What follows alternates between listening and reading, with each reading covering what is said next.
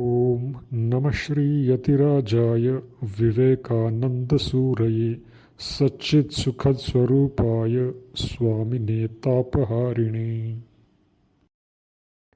Welcome to Jnana Yoga. Today we will see the 13th chapter titled Immortality. Swamiji starts this lecture with the familiar topic, that is the eternal question that humanity has always wondered about, that is the immortality of the soul. This question has been discussed since time immemorial and will be discussed as long as any conscious human being ponders over life and death. Swamiji says all human knowledge proceeds out of experience. Our reason is generalized experience and knowledge is but harmonized experience. It is the experience of life that gives us knowledge. Swamiji again briefly discusses evolution and involution that was explained in the lecture Cosmos, the Macrocosm. Every evolution presupposes involution. Protoplasm gradually manifests in perfect man because perfect man is involved in protoplasm. It is the manifestation and not growth.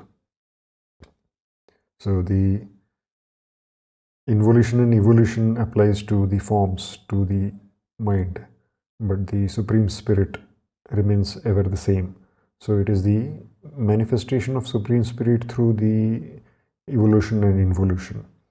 As the limiting edging becomes more and more pure and clear, the manifestation of the Self or God becomes purer and purer, brighter and brighter. So it is a question of manifestation and not of growth. Swamiji says, we have seen that everything in this universe is indestructible. There is nothing new. There will be nothing new. The same series of manifestations are presenting themselves alternately like a wheel, coming up and going down. All motion in this universe is in the form of waves, successively rising and falling.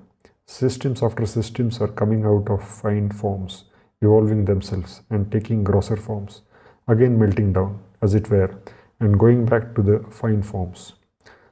Again they rise out of that, evolving for a certain period and slowly going back to the cause. So with all life, each manifestation of life is coming up and then going back again. That is the involution and evolution.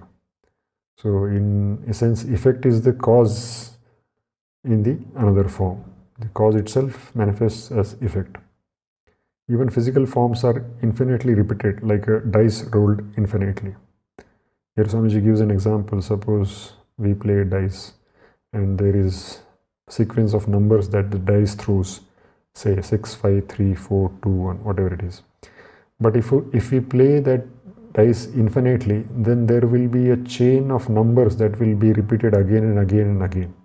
So it is same with the forms of this universe, whether it is human form, animal form, tree form, or sun, any form, that is like a repeating form. Swamiji gives another example, that of a Ferris wheel in Chicago.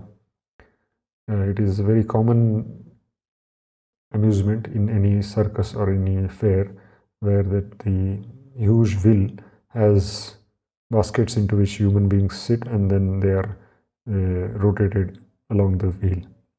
So Swamiji says that all the forms are like that, the baskets of the wheel. Only the soul sitting in that basket is different. Otherwise, the rotation of the forms is very, very predictable.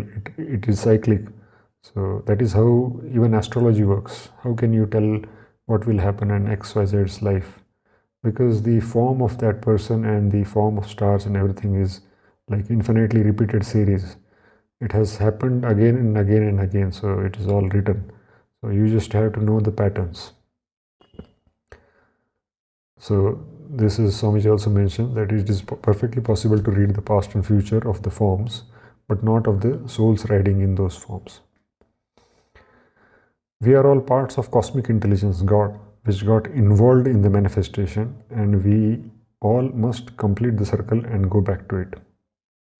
Swami says, you and I must be part of the cosmic consciousness, cosmic life, cosmic mind, which got involved, and we must complete the circle and go back to this cosmic intelligence, which is God.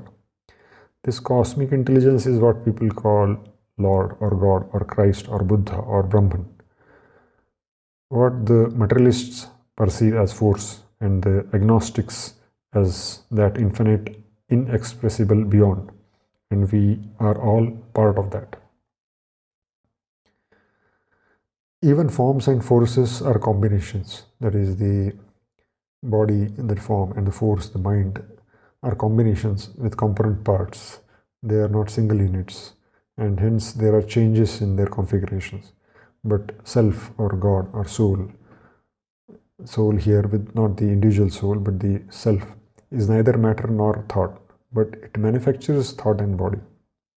Body and mind by themselves are not intelligent. It is the self behind them that is intelligent and the real ruler, creator and manipulator. Swamiji says, first, here is the body, second, the mind or the instrument of thought, and third, behind this mind is the self of man. The Sanskrit word is Atman. We are now Swamiji says, we are now treading on finer and finer ground, and some of you perhaps will be frightened. I must remind you of the first conclusion that the soul of man is part of the cosmic energy that exists, which is God. We now find that it is beyond life and death. You were never born and you will never die. Self is beyond life and death, as it is not a compound and it is beyond law or causation. Swamiji further says that since we have come from forms to the force, that is the mind, and then from that to the real self, which is beyond body and mind, one step more we will have to take to come to the logical conclusion. There is no halfway house. You are metaphysicians and there is no crying quarter. If then we are beyond all law, we must be omniscient, ever blessed. All knowledge must be in us and all power and blessedness. Certainly, you are the omniscient, omnipresent being of the universe. But of such beings, can there be many? Can there be 100,000 millions of omnipresent beings? Certainly not. Then what becomes of us all? You are only one. There is only one such self, and that one self is you. You are infinite, ever present, ever free. Thou art that. You are the self, the God of the universe. Say, I am existence absolute, bliss absolute, knowledge absolute, I am He. And like a lion breaking its cage, break your chain and be free forever. What frightens you? What holds you down? Only ignorance and delusion. Nothing else can bind you. You are the pure one, the ever blessed. Silly fools tell you that you are sinners, and you sit down in a corner and weep. It is foolishness, wickedness, downright rascality to say that you are sinners. You are all God. This is a bold statement coming from Swamiji in the West about more than 100 years back, when Christianity was in full force teaching that we are the sinners. Swamiji says it is foolishness, wickedness and downright rascality to say that you are sinners. You are all God. He is bombarding the Vedantic idea on the Christian world, and it came as a light upon masses that here is a system of wisdom which does not call anybody a sinner but omniscient Lord. Swamiji continues, know then that thou art He, and model your life accordingly. And he who knows this and models his life accordingly will no more grovel in darkness. Thus, in essence, in this Immortality lecture, Swamiji points out that we are essentially the infinite pure consciousness bliss Atman, and we should not consider ourselves to be petty or limited. And the self or the Atman is the topic of the next chapter. Om Tat Sat.